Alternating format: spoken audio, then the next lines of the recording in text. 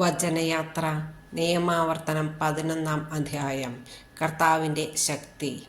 നിങ്ങളുടെ ദൈവമായ കർത്താവിനെ എന്ന് സ്നേഹിക്കുകയും അവിടുത്തെ അനുശാസനങ്ങളും ചട്ടങ്ങളും നിയമങ്ങളും കൽപ്പനകളും അനുസരിക്കുകയും ചെയ്യുവിൻ. ഇന്ന് നിങ്ങൾ ഓർക്കുവിൻ, ഇവയൊന്നും കാണുകയോ അറിയുകയോ ചെയ്തിട്ടില്ലാത്ത നിങ്ങളുടെ മക്കളോടല്ലല്ലോ ഞാൻ സംസാരിക്കുന്നത്. നിങ്ങളുടെ ദൈവമായ കർത്താവിൻ്റെ ശിക്ഷണ നടപടികൾ, അവിടുത്തെ മഹത്വം ശക്തമായ കരം നീട്ടി ഈജിപ്തിൽ വെച്ച് അവിടുത്തെ രാജാവായ ഫറവോയ്ക്കും അവൻ്റെ രാജ്യത്തിനുമെതിരായി അവിടുന്ന് പ്രവർത്തിച്ച അടയാളങ്ങളും അത്ഭുതങ്ങളും, ഈജിപ്തുകാരുടെ സൈന്യത്തോടും അവരുടെ കുതിരകളോടും രഥങ്ങളോടും പ്രവർത്തിച്ചത്, അവർ നിങ്ങളെ പിന്തുടർന്നപ്പോൾ ചെങ്കടലിലെ വെള്ളം കൊണ്ട് അവരെ മൂടിയത്, ഈ ദിവസം വരെ കർത്താവ് അവരെ നശിപ്പിച്ചത്, നിങ്ങൾ ഇവിടെ എത്തുന്നതുവരെ മരുഭൂമിയിൽ വെച്ച് അവിടുന്ന് നിങ്ങൾക്ക് വേണ്ടി ചെയ്തിട്ടുള്ളവ, റൂബൻ്റെ മകൻ ഏലിയാവിൻ്റെ മക്കളായ ദാത്താനോടും അബീറാമിനോടും അവിടുന്ന് ചെയ്തവ, ഇസ്രായേലിൻ്റെ മധ്യേ വെച്ച് ഭൂമി പിളർന്ന് അവരെ അവരുടെ കുടുംബങ്ങളോടും കൂടാരങ്ങളോടും മനുഷ്യമൃഗാദികളായ സകല സമ്പത്തോടും കൂടെ വിഴുങ്ങിയത്, ഇവയെല്ലാം നിങ്ങൾ ഓർമ്മിക്കുവിൻ.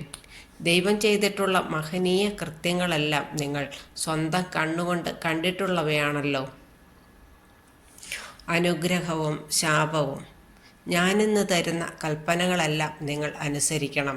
എങ്കിൽ മാത്രമേ നിങ്ങൾ ശക്തരാവുകയും നിങ്ങൾ കൈവശമാക്കാൻ പോകുന്ന ദേശം സ്വന്തമാക്കുകയും നിങ്ങളുടെ പിതാക്കന്മാർക്കും അവരുടെ സന്തതികൾക്കുമായി നൽകുമെന്ന് കർത്താവ് ശപഥം ചെയ്ത തേനും പാലും ഒഴുകുന്ന ആ ഭൂമിയിൽ നിങ്ങൾ ദീർഘകാലം വസിക്കാൻ ഇടയാവുകയും ചെയ്യുകയുള്ളൂ.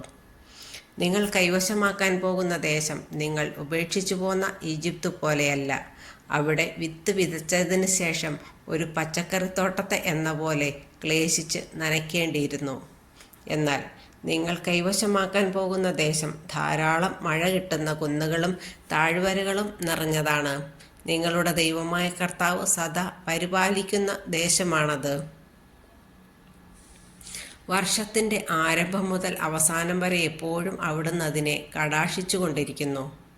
ഇന്ന് ഞാൻ നിങ്ങൾക്ക് നൽകുന്ന കൽപ്പനകൾ അനുസരിച്ച് നിങ്ങളുടെ ദൈവമായ കർത്താവിനെ പൂർണ്ണ ഹൃദയത്തോടും പൂർണ്ണ ആത്മാവോടും കൂടെ സ്നേഹിക്കുകയും സേവിക്കുകയും ചെയ്യുകയാണെങ്കിൽ നിങ്ങൾക്ക് ധാന്യങ്ങളും വീഞ്ഞും എണ്ണയും സമൃദ്ധമായി ലഭിക്കത്തക്ക വിധം നിങ്ങളുടെ ഭൂമിക്ക് ആവശ്യമായ ശരത്കാല വൃഷ്ടിയും വസന്തകാല വൃഷ്ടിയും യഥാസമയം അവിടുന്ന് നൽകും. നിങ്ങൾക്ക് ഭക്ഷ്യ വിഭവങ്ങൾ നൽകുന്ന കന്നുകാലികൾക്ക് ആവശ്യമായ പുല്ല് നിങ്ങളുടെ മേച്ചിൽ സ്ഥലത്ത് ഞാൻ മുളപ്പിക്കും. അങ്ങനെ നിങ്ങൾ സംതൃപ്തരാകും. വഞ്ചിക്കപ്പെട്ട് വഴിതെറ്റി അന്യദേവന്മാരെ സേവിക്കുകയും അവരുടെ മുൻപിൽ പ്രണമിക്കുകയും ചെയ്യാതിരിക്കാൻ സൂക്ഷിച്ചുകൊള്ളുവിൻ. അല്ലെങ്കിൽ കർത്താവിൻ്റെ കോപം നിങ്ങൾക്കെതിരായി ജ്വലിക്കും. മഴയുണ്ടാകാതിരിക്കാൻ അവിടുന്ന് ആകാശം അടച്ചു കളയും. ഭൂമി വിളവ് നൽകുകയില്ല. അങ്ങനെ കർത്താവ് നൽകുന്ന വിശിഷ്ട ദേശത്ത് നിന്ന് നിങ്ങൾ വളരെ വേഗം അറ്റുപോകും. ആകയാൽ എൻ്റെ ഈ വചനം ഹൃദയത്തിലും മനസ്സിലും സൂക്ഷിക്കുവിൻ. അടയാളമായി അവയെ നിങ്ങളുടെ കയ്യിൽ കെട്ടുകയും പട്ടമായി നെറ്റിത്തടത്തിൽ ധരിക്കുകയും ചെയ്യുവിൻ. നിങ്ങൾ വീട്ടിലായിരിക്കുമ്പോഴും യാത്ര ചെയ്യുമ്പോഴും കിടക്കുമ്പോഴും എഴുന്നേൽക്കുമ്പോഴും അവയെപ്പറ്റി സംസാരിച്ചുകൊണ്ട് നിങ്ങളുടെ മക്കളെ പഠിപ്പിക്കണം. നിങ്ങളുടെ വീടുകളുടെ കട്ടിളക്കാലുകളിലും പടിവാതിലുകളിലും അവ രേഖപ്പെടുത്തണം. അപ്പോൾ നിങ്ങളുടെ പിതാക്കന്മാർക്ക് നൽകുമെന്ന് കർത്താവ് ശപഥം ചെയ്ത നാട്ടിൽ നിങ്ങളും നിങ്ങളുടെ മക്കളും ദീർഘകാലം ഭൂമിക്ക് മുകളിൽ ആകാശം ഉണ്ടായിരിക്കുന്നിടത്തോളം കാലം വസിക്കും. ഞാൻ നൽകുന്ന ഈ കൽപ്പനകളെല്ലാം നിങ്ങൾ ശ്രദ്ധാപൂർവം പാലിച്ച് നിങ്ങളുടെ ദൈവമായ കർത്താവിനെ സ്നേഹിക്കുകയും അവിടുത്തെ മാർഗത്തിൽ ചരിക്കുകയും അവിടുത്തോട് ചേർന്ന് നിൽക്കുകയും ചെയ്താൽ കർത്താവ് ഈ ജനതകളെയെല്ലാം നിങ്ങളുടെ മുൻപിൽ നിന്ന് അകറ്റിക്കളയും. നിങ്ങളെക്കാൾ വലിയവരും ശക്തരുമായ ജനതകളെ നിങ്ങൾ കീഴ്പ്പെടുത്തുകയും ചെയ്യും.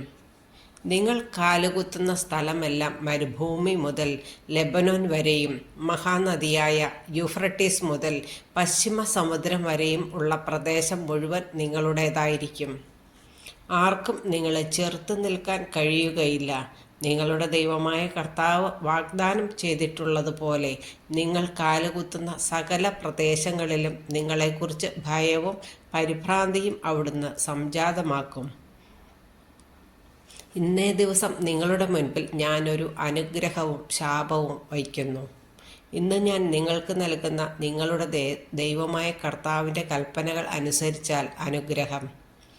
നിങ്ങളുടെ ദൈവമായ കർത്താവിൻ്റെ കൽപ്പനകൾ അനുസരിക്കാതെ ഞാൻ ഇന്ന് കൽപ്പിക്കുന്ന മാർഗത്തിൽ നിന്ന് വ്യതിചലിച്ച് നിങ്ങൾക്ക് അജ്ഞാതരായ അന്യദേവന്മാരുടെ പുറകെ പോയാൽ ശാപം.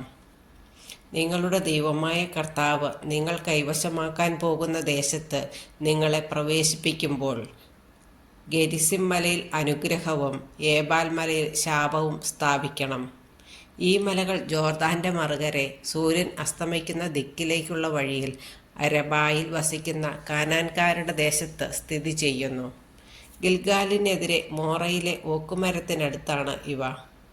നിങ്ങളുടെ ദൈവമായ കർത്താവ് നിങ്ങൾക്ക് നൽകുന്ന ദേശത്ത് പ്രവേശിക്കാൻ നിങ്ങൾ ജോർദാൻ കടന്നു പോകാറായിരിക്കുന്നു. ഇത് കൈവശപ്പെടുത്തി നിങ്ങൾ അവിടെ വസിക്കുവിൻ.